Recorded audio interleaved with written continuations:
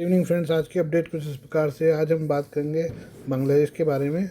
भारतीय सीमा सुरक्षा बल बीएसएफ और बॉर्डर गार्ड बांग्लादेश के महानिदेशकों की बैठक बृहस्पतिवार 20 फरवरी को संपन्न हो गई, लेकिन दोनों देशों के बीच सीमा पर तनाव अभी भी अनसुलझा है। सीमा पर भारत की तरफ बाड़ लगाने, बांग्लादेश से भारत में हथियारों और नशीले पदार्थों की तस्करी और उग्रवादियों की आवाजाही से जैसे महत्वपूर्ण मुद्दों पर कोई फैसला नहीं हो सका। बांग्लादेश ने मोहम्मद यूनुस के नेतृत्व में अंतिम सरकार के गठन के बाद भारत की तरफ से सीमा के 150 मीटर के अंदर बाढ़ लगाए जाने का विरोध किया है। बीते साल 5 अगस्त को बांग्लादेश में शेख हसीना सरकार के पतन के बाद पहली बार दोनों बलों के बीच उच्च स्तरीय बैठक हुई। सीमा सुरक्षा बल बीएसएफ के महानिदेशक दलजीत सिंह चौधरी ने कहा कि सीमा पर बाढ़ लगाने पर बीजीबी की आपत्ति का चर्चा का विषय है। चौधरी ने कहा, भारत बांग्लादेश सीमा गतिशील है, विभिन्न प्रकार के मुद्दे उठते रहते हैं, हालांकि हमारे स्थानीय अधिकारी हमेशा उन्हें सुलझाने की कोशिश करते हैं।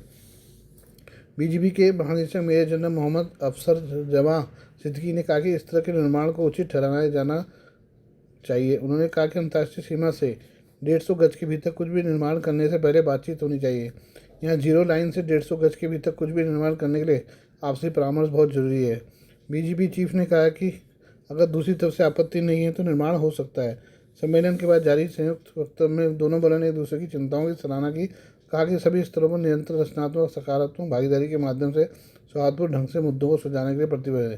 दोनों बलों ने जुलाई 2025 में उपयुक्त समय पर बांग्लादेश की राजधानी ढाका में अगला डीजी स्तरीय सम्मेलन आयोजित करने पर सहमति व्यक्त की है। ये हम बात करें चीनी नौसेना की। चीनी नौसेना के एक युद्धाभ्यास ने ऑस्ट्रेलिया और न्यूजीलैंड में हलचल मचा दी है। चीनी नौसेना के जहाज़ों का समूह को असामान्य रूप से दक्षिण जल क्षेत्र में देखा गया, जिसमें एक शक्तिशाली युद्धपोत भी शामिल है। ऑस्ट्रेलिया ने उसके देश के हवाई अड्डों और न्यूजीलैंड के बीच उड़ान संचालित करने वाली अंतर्राष्ट्रीय विमानन कंपनी को चेतावनी दी है कि चीनी युद्धपोत तस्मान सागर में युद्धाभ्यास कर रहे हैं, जिसके मद्देनजर वे सावधान रहे। ऑस्ट्रेलिया की विदेश मंत्री पेनी वोंग ने शुक्रवार को यह जानकारी दी। तस्मान सागर दक्षिण प्रशांत महासागर का एक सीमांत सागर है जो ऑस्ट्रेलिया और न्यूजीलैंड के बीच स्थित है। वोंग ने ऑस्ट्रेलियाई ब्रॉडकास्टिंग कॉरपोरेशन की उस खबर की पुष्टि की। नियामक एयर सर्विसेज ऑस्ट्रेलिया ने वाणिज्यिक पायलट्स को दोनों देशों के बीच हवाई क्षेत्र में संभावित खतरे के बारे में चेतावनी दी है, क्योंकि चीन के 3 युद्धपोत ऑस्ट्रेलियाई पूर्वी तट पर अभ्यास कर रहे हैं। एबीसी खबर के अनुसार कई अंतर्राष्ट्रीय उड़ानों का मार्ग परिवर्तित कर दिया गया है।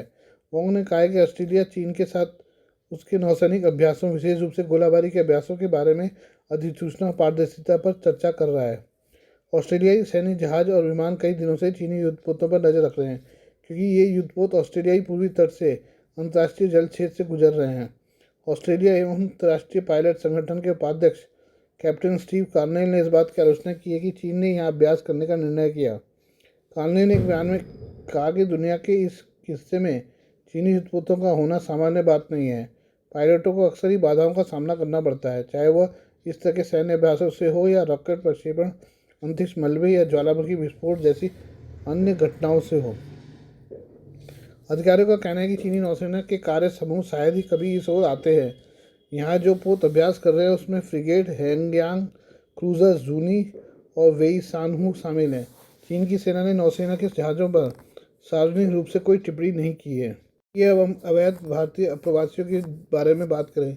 अमेरिका की ट्रंप सरकार अवैध भारतीय अप्रवासियों को जिस तरह से हाथों में हथकड़ियाँ, पैरों में जंजीर बांधकर वापस भेज रही है, उसे लेकर भारत में बेशक काफ़ी शोर मच रहा हो, पर अमेरिका में वैध रूप से रह रहे भारतीय समुदाय के लोगों की राय इस बारे में कुछ अलग नज़र आती है।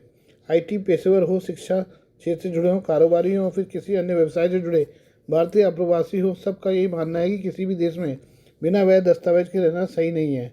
हथकड़ियाँ पहनाई गई या बेड़ियाँ डाली गई, इन बातों को लेकर विवाद अनावश्यक है। आप यह कहकर बच नहीं सकते कि हमें भला फुसलाकर यहाँ लाया गया है। वैध भारतीय अमेरिकियों का कहना है कि एजेंटों को 60-70 लाख रुपए दे सकते हैं, तो फिर अपने देश में कोई कारोबार क्यों नहीं कर लेते। अनावश्यक दूसरे मुल्क में आकर परेशान क्यों होना चाहिए। हालांकि इन लोगों का यह भी मानना है कि अमेरिका और भारत दोनों को मिलकर उस एजेंट कार्टेल के खिलाफ एकजुट कार्रवाई करनी चाहिए जो अपनी मोटी कमाई के लिए लोगों की जान जोखिम में डालकर गलत तरीके से उन्हें अमेरिका भेजते हैं। न्यूयॉर्क में अमेरिकी बैंक वेल्स फार्गो में निदेशक के पद पर कार्यरत भारतीय मूल की प्रिया चंद्रा का कहना है कि अमेरिकी सरकार जो कर रही है बिल्कुल सही कर रही है। मैं 20 साल पहले H1B वीज़ा पर अमेरिका आई थी। नौकरी के दौरान कई तरह की परेशानी झेलनी पड़ी। हर 3 साल में वीज़ा रिन्यू कराना पड़ता था। 10 साल के लंबे इंतजार के बाद ग्रीन कार्ड मिला। हम लोग इतना पढ़े लिखे हैं, फिर भी लंबा संघर्ष किया, न्यूयॉर्क में सिटी बैंक में डायरेक्टर गौरव किशोर कहते हैं, अकेले भारतीयों को नहीं निकाला जा रहा है, अन्य मुल्कों के अवैध प्रवासी भी वापस भेजे जा रहे हैं। हथकड़ी लगाई या बेड़ी लगाई, इसे लेकर क्या विवाद? आप गैर कानूनी काम करें तो अपराधी हैं, और अपराधियों के साथ निपटने का हर देश का अपना तरीका है। कल को हम कोई अपराध कर दे तो हमारे साथ भी ऐसा सलूक हो सकता है। गौरव किशोर मूल रूप से बिहार के हैं। वे अहमदाबाद के भारतीय प्रबंधन संस्था IIM के छात्र रह चुके हैं। पेंसिल्वेनिया यूनिवर्सिटी में पेटेंट रिसर्च एंड एडमिनिस्ट्रेशन विभाग में अधिकारी गंगोत्री डे का कहना है कि कानून का पालन करना जरूरी है, आप चाहे अपने देश में हो या विदेश में। खासतौर पर जब आप विदेश में हैं तो इस बात का और भी ज़्यादा ध्यान रखना पड़ता है। आप क्या करते हैं या कितनी बड़ी पोस्ट पर हैं, ये बातें मायने नहीं रखती। बस एक बात मायने रखती है कि आप अमेरिका में वैध दस्तावेजों के साथ हैं या नहीं। गंगोत्री को लंबे इंतजार के बाद ग्रीन कार्ड मिल चुका है और मूल रूप से पश्चिम बंगाल की रहने वाली हैं। कोई 25 साल पहले कोलकाता से अमेरिका आकर बसे IT पेशेवर नबा दत्ता ने लोग इतना बड़ा जोखिम उठाने की सोच भी कैसे लेते हैं। आसपास का मुल्क हो तो किसी तरह बच बचा कर निकल जाने का रास्ता रहता है, लेकिन इतनी दूर अमेरिका जैसे देश में बिना दस्तावेज के जाना अपने पैरों को कुल्हाड़ी मारने जैसा है। अब अमेरिकी सरकार खदेड़ रही है तो दुनिया भर में विलाप कर रहे हैं। इस मसले पर भारत सरकार भी क्या कर सकती है? उनके हाथ बंधे हैं। उन्होंने बताया कि 15 साल के लंबे इंतजार के बाद उन्हें ग्रीन कार्ड मिला है। उन्होंने अब अमेरिका की नागरिकता ले ली है। न्यू जर्सी में IT सलाहकार सेवा कंपनी SBMG के मालिक सिद्धार्थ सिन्हा कहते हैं, इसमें ट्रंप की क्या गलती है? हम अपने देश में बांग्लादेशी घुसपैठियों को निकाल बाहर करने की बात नहीं करते क्या? आप दोहरे मानदंड कैसे अपना सकते हैं? रही बात बेड़ी और हथकड़ियों की, तो अपराधियों वाला काम करेंगे तो उसके नतीजे भी भुगतने होंगे।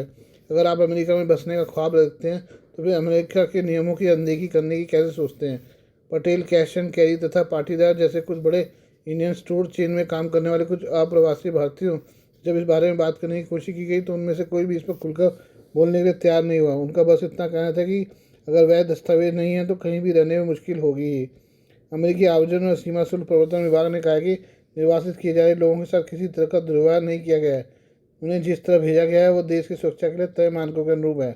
यह खुद अप्रवासियों की सुरक्षा के लिहाज से भी आवश्यक है। अमेरिकी सीमा गश्ती दल के प्रमुख माइकल W. बैंक्स ने कहा है कि कोई अवैध रूप से अमेरिका की सीमा पार करेगा तो उसका निकाला जाना तय है। हाल ही में 5 फरवरी, 15 फरवरी और 16 फरवरी को 3 उड़ानों के जरिए कुल 333 भारतीयों को वापस भेजा गया। वापस लौटे अप्रवासी भारतीयों ने मीडिया को अपनी जो दास्तान सुनाई उसे लेकर देश में काफ़ी विवाद हो रहा है।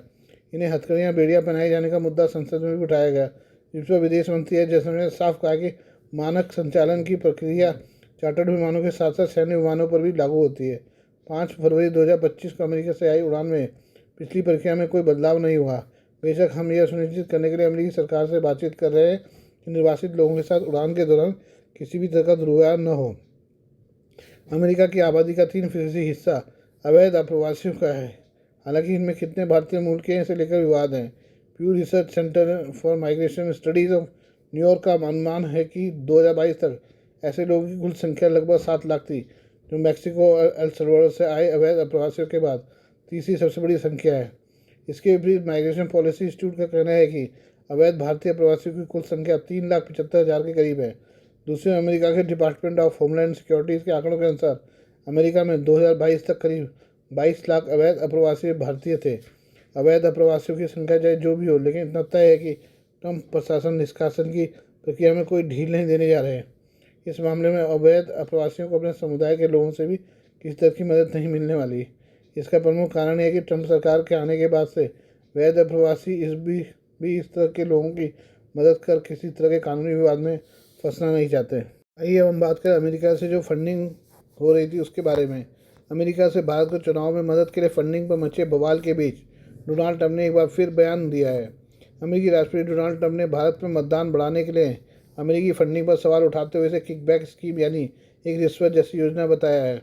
उन्हें यह बयान गुरुवार को रिपब्लिकन गवर्नर्स एसोसिएशन के कार्यक्रम में दिया। ट्रंप ने बुधवार को इस मुद्दे पर बोलते हुए बाइडेन प्रशासन पर भारत के चुनाव में दखल देने का आरोप लगाया था। ट्रंप के करीबी सहयोगी टेस्ला के CEO एलन मस्क ने भी इस फंडिंग पर सवाल उठाए हैं। ट्रंप प्रशासन ने इस फंडिंग को रोकने की बात कही है। ट्रंप का दावा है कि पूर्व की अमेरिकी सरकार ने USAID के जरिए भारत में मतदाता वोटर टर्नआउट बढ़ाने के लिए $21 मिलियन यानी 182 करोड़ रुपये दिए थे। इस दावे के बाद भारत की राजनीति में भूचाल आ गया है। भारत की सत्ताधारी भाजपा और मुख्य विपक्षी दल कांग्रेस इस मुद्दे पर एक दूसरे पर गंभीर आरोप लगा रहे हैं। हालांकि इंडियन एक्सप्रेस ने अपनी रिपोर्ट में दावा किया है कि USAID से रकम भारत नहीं बांग्लादेश में गई थी, वहाँ इसका इस्तेमाल हुआ है। इस विवाद की शुरुआत डोनाल्ड ट्रंप के बयान से हुई। ट्रंप ने कहा कि भारत में मतदान बढ़ाने के लिए $21 मिलियन देने की क्या जरूरत है। हम भारत के टर्नआउट की परवाह क्यों कर रहे हैं? हमारे पास खुद की काफ़ी समस्याएं हैं। और फिर क्या आप सोचते हैं कि इतना सारा पैसा बाहर जा रहा है? मुझे आश्चर्य है कि जब उन्हें यह मिलता है तो वो क्या सोचते हैं। ट्रंप ने गुरुवार को फिर से इस पर बोलते हुए कहा कि मेरा मानना है कि भारत को फंडिंग एक किकबैक स्कीम है, यानी जो पैसा दिया जाता है उसमें हेरफेर होता है। इसमें किसी को भी नहीं पता इसके पीछे क्या चल रहा है। एलन मस्क ने भी इस मुद्दे पर ट्वीट करते हुए दावा किया कि यूएसएड ने भारत में मतदान बढ़ाने के नाम पर $21 मिलियन आवंटित किए हैं। यूएसएड एक अमेरिकी सरकारी एजेंसी है जो विकासशील देशों को सहायता प्रदान करती है। मौजूदा मामले में विवाद ट्रंप का आरोप है। ट्रंप का कहना है कि भारत में पैसे का इस्तेमाल राजनीतिक उद्देश्यों के लिए किया गया है। ट्रंप का बयान भारत और अमेरिका के रिश्तों के लिए भी चुनौती बन रहा है। भारत की राजनीति में इससे हलचल मच गई है। आइए हम बात करें काश पटेल की। अमेरिकी राष्ट्रपति डोनाल्ड ट्रंप द्वारा संघीय जांच ब्यूरो FBI के प्रमुख के रूप में नामित कश्यप काश पटेल को अब आधिकारिक तौर पर FBI के नए डायरेक्टर के रूप में सीनेट से मंजूरी मिल गई है। सी स्पैन के मुताबिक काश पटेल ने 51-47 के वोट से पुष्टि प्राप्त की है। हालांकि इस प्रक्रिया के दौरान डेमोक्रेट्स ने विरोध किया था। डेमोक्रेट्स ने चेतावनी दी थी कि काश पटेल एक कट्टर रिपब्लिकन राष्ट्रपति ट्रंप के राजनीतिक विरोधियों को निशाना बनाने के लिए FBI का दुरुपयोग कर सकते हैं। काश पटेल का करियर कानून और राष्ट्रीय सुरक्षा के क्षेत्र में काफ़ी प्रभावशाली रहा है। उन्होंने अपना करियर एक सार्वजनिक वकील के तौर पर शुरू किया था, जहां उन्होंने राज्य और संघीय अदालतों में कई जटिल मामलों की सुनवाई की, जिनमें हत्या से लेकर वित्तीय अपराधों तक के मामले शामिल थे। इसके बाद वे अमेरिकी न्याय विभाग DOJ में शामिल हुए, जहां उन्होंने आतंकवाद विरोधी अभियोजक के रूप में काम किया। इस दौरान उन्होंने अलकायदा और ISIS से जुड़े अपराधियों के खिलाफ अभियोजन की जिम्मेदारी निभाई। उनके करियर का एक महत्वपूर्ण मोड़ 2019 में आया, जब उन्हें ट्रंप की राष्ट्रीय सुरक्षा परिषद में नियुक्त किया गया। इसके बाद ट्रंप के राष्ट्रपति पद के अंतिम महीनों के दौरान काश पटेल को कार्यवाहक रक्षा सचिव के चीफ ऑफ स्टाफ के रूप में नियुक्त किया गया। FBI डायरेक्टर का कार्यकाल 10 साल का होता है, लेकिन राष्ट्रपति उन्हें हटा भी सकते हैं। काश पटेल की नियुक्ति से पहले 2017 में नियुक्त क्रिस रे ने अपने पद से इस्तीफा दे दिया था, जब पूर्व राष्ट्रपति ट्रंप ने उन्हें बर्खास्त करने का संकेत दिया था। काश पटेल ने मजबूत रिपब्लिकन समर्थन के साथ सीनेट में एक महत्वपूर्ण वोट को मंजूरी दी है। द न्यूयॉर्क पोस्ट के अनुसार सीनेट ने पटेल के नामांकन को आगे बढ़ाने के लिए 48-45 वोट दिए, जिससे 30 घंटे की बहस के बाद गुरुवार को अंतिम मंजूरी दी गई। डेमोक्रेट्स ने काश पटेल की नियुक्ति को लेकर कई सवाल उठाए। उनका मानना है कि पटेल, जो कि एक कट्टर रिपब्लिकन है, FBI का उपयोग ट्रंप के राजनीतिक विरोधियों के खिलाफ कर सकते हैं, जिससे एजेंसी की स्वतंत्रता और निष्पक्षता पर सवाल उठ सकते हैं। डेमोक्रेट्स ने यह चिंता भी जताई कि पटेल के नेतृत्व में FBI ट्रंप के एजेंडे को आगे बढ़ा सकती है, जो उनकी नीति और दृष्टिकोण से मेल खाता है।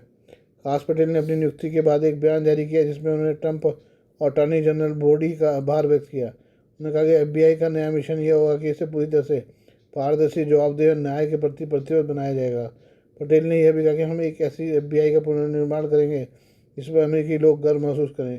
उनका यह भी कहना था कि जो लोग अमेरिकियों को नुकसान पहुंचाने की कोशिश करेंगे, उनके लिए एक कड़ी चेतावनी होगी। अमेरिकी DOGE के प्रमुख और टेस्ला के CEO एलन मस्क ने संघीय जांच ब्यूरो के 9वें निदेशक के रूप में पुष्टि होने पर काश पटेल को बधाई दी है। काश पटेल भारत अयोध्या के राम मंदिर को लेकर भी खूब चर्चा में रहे हैं। काश पटेल के परिजनों का भारत के गुजरात से संबंध है। न्यूयॉर्क में पैदा हुए काश पटेल के माता पिता पूर्वी अफ्रीकी देश तंजानिया से अमेरिका पहुंचे थे। कानून की पढ़ाई करने वाले काश पटेल को अपने गुजराती मूल पर गर्व है और वे कह भी चुके हैं गुजरात मूल से आते हैं। अयोध्या में राम मंदिर के निर्माण पर काश पटेल एक सोशल मीडिया पोस्ट ने खासी सुर्खियां बटोरी थी। दरअसल इस पोस्ट में काश पटेल ने लिखा था कि विदेशी मीडिया अयोध्या के 50 वर्षों की बात कर रही है, लेकिन राम मंदिर के 500 साल से भी पुराने इतिहास को भुला दिया गया है।